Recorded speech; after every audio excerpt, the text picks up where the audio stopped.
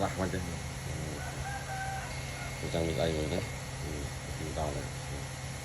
xe ai nó chân rồi vậy đấy thì màu cái đang chơi vô đang chơi